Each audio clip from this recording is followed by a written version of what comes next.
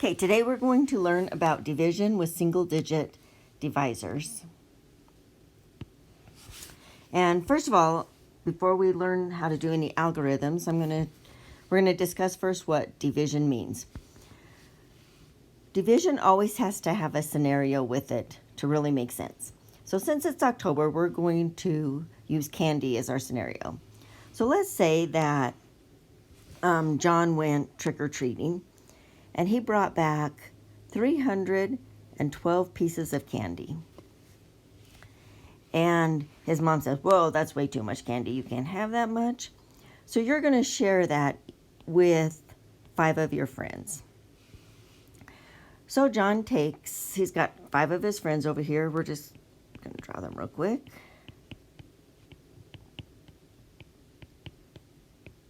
There's 5 of John's friends. He knows that if he's got 312 pieces of candy, he could give each of them probably 50 pieces each, right? So let's give everybody 50 pieces of candy. Now that's 50 times 5, which is 250. So he's used up 250 of the pieces of candy. Let's subtract that he's already used.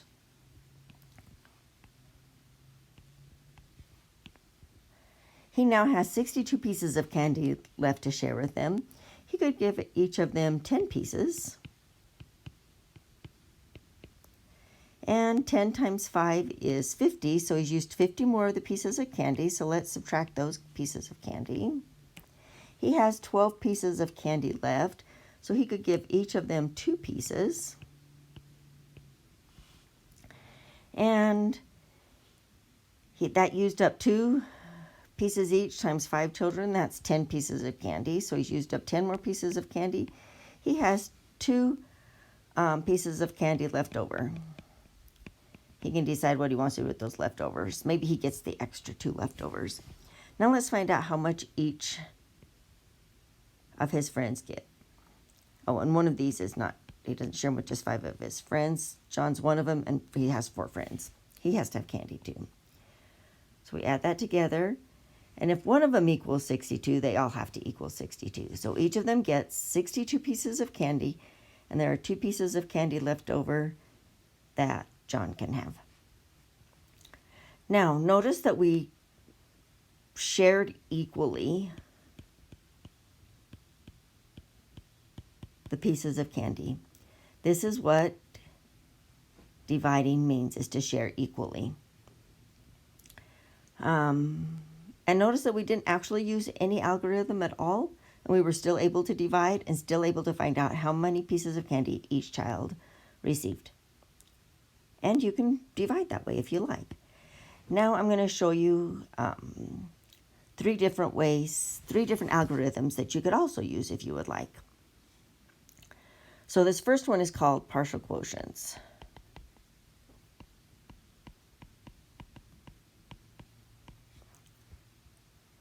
And it uses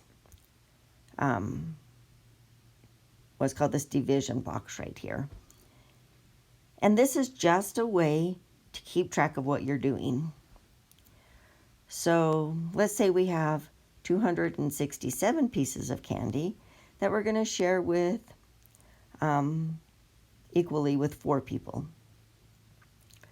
So on this one, we've got, again, we're going to imagine over here our 4 people. I'm just going to draw 4 heads for our 4 people. And we're going to think, okay, this one too, though we draw our box down this way. Some of my students used to call this the big 7 because it makes a 7 right here. And we're going to keep track of each person's over here, but we're just going to keep track of one person's because all of them will have the exact same amount. So then I think, okay, if I've got 267 pieces of candy, I can't give them each 100 pieces, but I could, I think, give each of them 50 pieces. So I'm going to put 50 right here.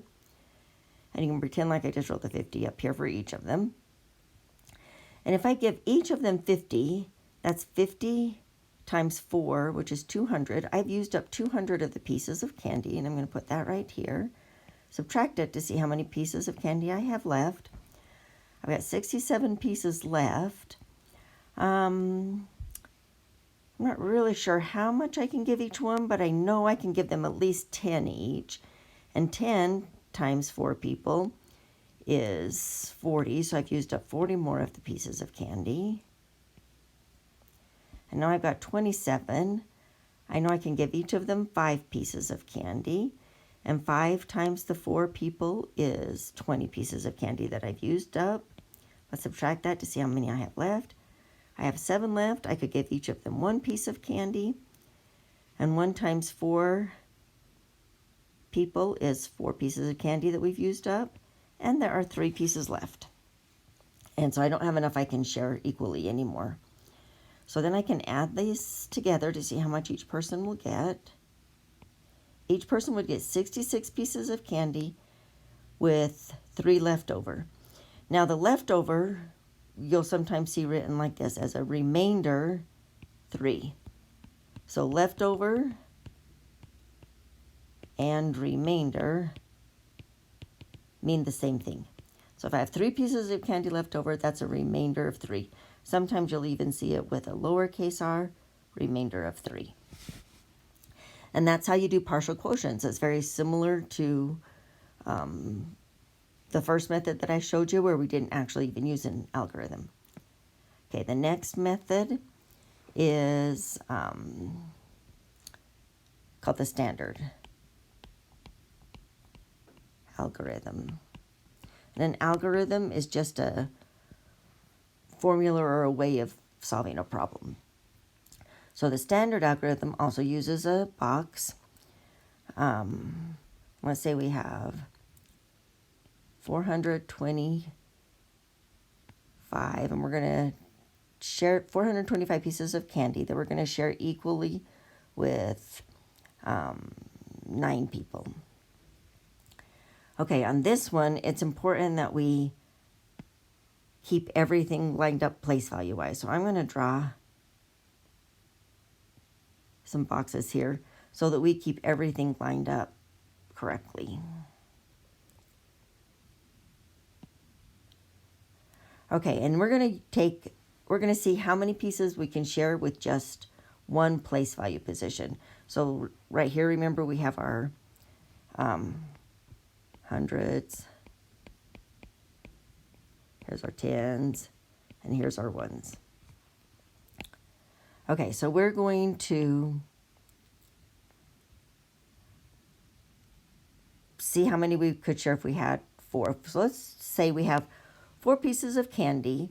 How many pieces could we give each of 9 people? And we don't have enough we could share at all, right? So we're going to put a 0 here.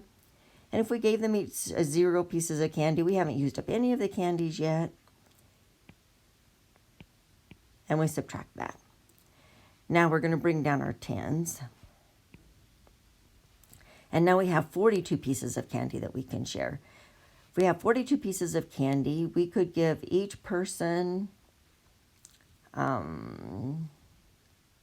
let's see, we couldn't give them 5 because that would be too many. That would be 45 pieces of candy. So we could give each person 4 pieces of candy.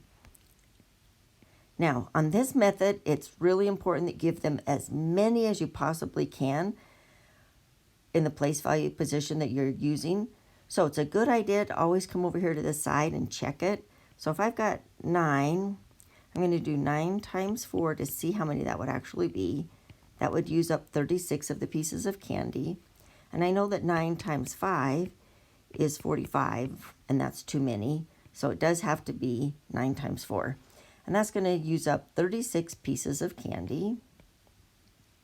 And then we can subtract that. And then we're going to bring down our ones.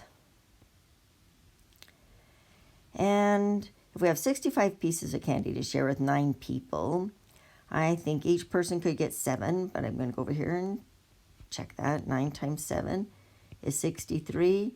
And yeah, I couldn't give them any more than that. So 9 times 7. That'll use up 63 pieces of candy. Subtract that, I have 2 left. So 425 pieces of candy shared equally with 9 people, each person would get 47 pieces of candy, and there would be 2 pieces of candy left over. And that's how you would do the standard algorithm. Now I want to show you one more time, one more problem with the standard algorithm, because sometimes you can get problems that are going to have a 0 in the quotient that sometimes get confusing when you're using the standard algorithm. So let's try 300 4, and we're going to divide that by 6. Okay, again, we're going to put our dividing lines in here.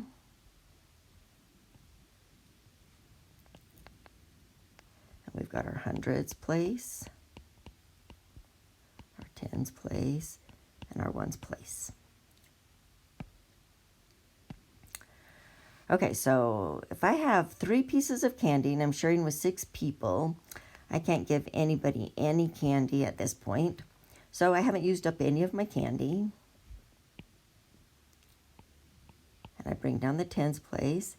Now I have 30 pieces of candy that I can share. And if I have 30 pieces of candy, I know that 6 times 5 equals 30. So I know that I could give everybody 5 pieces of candy. And if everybody had 5 pieces of candy, that's 5 times 6 people. I've used up 30 of the pieces of the candy. And that's 0, bring down my ones place. Now I have 4 pieces of candy that I'm going to share with 6 people, and I can't give anybody any pieces of candy. So I'm going to put my 0 right here. I've used up 0 more of the pieces of candy, and I have 4 left over. So that's a remainder of 4 pieces of candy. So each person would get 50 pieces of candy, and there would be 4 pieces of candy left over. Now, when I'm using this method, I always like to bring down the arrows like this, because every time you bring down an arrow, then you need to divide again. Too often, I'll do this in a really quick way. Too often, students will, let's go ahead and do this real quick up to this point. If they don't use the arrows to bring down, they go 6 goes into 30, 5 times.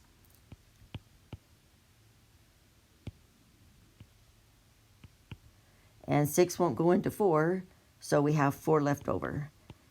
And they go like that, and it looks like they only have, each person only gets 5. But that can't really make any sense, because if 6 people each get 5, that was only 30 pieces of candy with 4 left over. But there were 304 pieces altogether. So every time you bring down, you have to divide. And there can only be 1 arrow in each level. You can't bring an arrow down. In other words, you can't have an arrow right here and an arrow right here. Only 1 in each level. So that's kind of an important fact to remember when you're using the standard algorithm. Okay, the next method I'm going to show you is called the short method. And if you understand division really well, short method can work. If you don't, I would forget about this step for right now altogether. So let's say we have, let's go 582, and we're going to divide this by 5. Okay, in the short method, you're looking at the different place value positions. So we're going to draw those in there. And you're going to look at going into, let's say if you have 5 pieces of candy to share with 5 people, you know that that can go in 1 time. And I forgot to change colors back again. That can go in 1 time. And 1 times 5 is 5, so I've used up all of them right here already. And I'm going to just skip the subtracting step and cross that off because I know I've already divided that one. Then think, okay, if I have 8 pieces of candy I'm sharing with 5 people, and each person again could get 1 piece of candy, that's 5 pieces. And I'm going to do the subtraction in my head on the short method. So I'm going to take 8, subtract 5 is 3, and I'm going to put a little 3 right here in this next column. And then I've got 32 pieces of candy. I've already divided that one. If I have 32 pieces of candy, each person could get 6 pieces. That's 30 pieces of candy. I'm going to do the subtraction in my head. 32 minus 30 leaves me with 2 left over, with a remainder of 2, and each person could get 116 pieces with a remainder of 2. So in the shortcut method, and it usually really only works if you have a single digit divisor, or works more quickly with a single digit divisor, and you're really just doing the subtraction in your head. And if anything's left over from the subtraction, you just put it like right there. If there was any left from this one, I would have put it right here. And that's the shortcut method. Now, one other thing that I didn't go over that we do need to go over, and that's the part of a division problem. So let's say we have 326 divided by 4, and it equals, I don't actually know what it equals, so we're going to come over here and real quick divide it with the shortcut method. And okay, if I did the math correctly, then that's what it equals. This right here, this part right here, this is called the dividend. That's like, the dividend is your pieces of candy. This right here is the divisor. This is how many people you're sharing the candy with. And the answer is called the quotient. Now, if you've got it set up in a standard way like this,